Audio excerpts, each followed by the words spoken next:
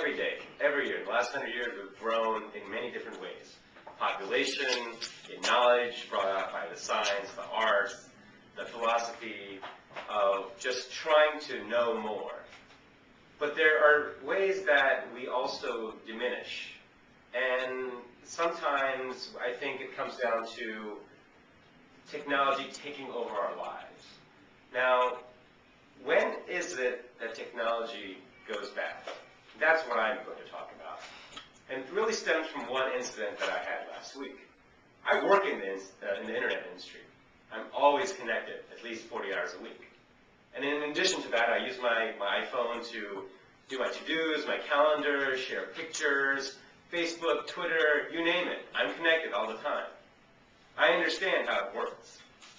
But last week, coming back from Chicago after a business trip, I go to the library, and I'm a student in good standing, enrolled in classes. I should be able to get into the library with my go-card.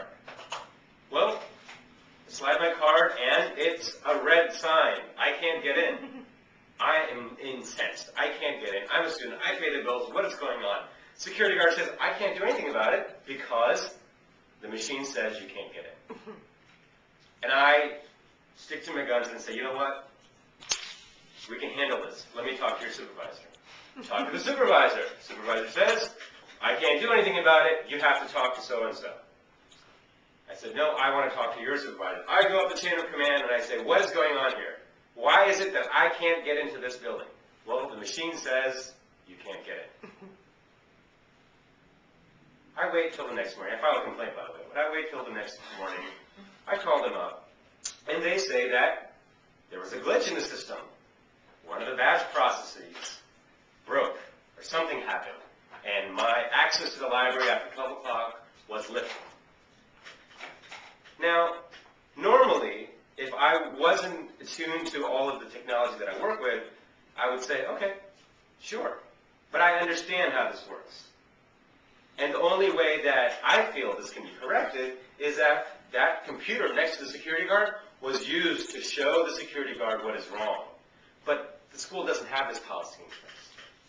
So what I have to do now is to be the change that I wish to be, as Marcus said last time. And I have to make that policy change. When it comes down to it, technology can help us in many different ways.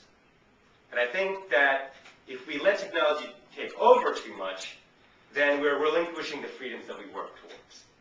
And it has gotten to a point where the convenience of technology, when taken away, really does take a lot away from us. So in this case, where I wasn't able to get into the library, I was mad.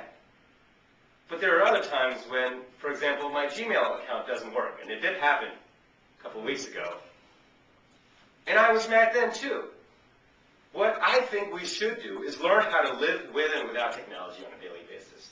Because if we get into the habit of being too reliant, then what happens if the electric grid goes down?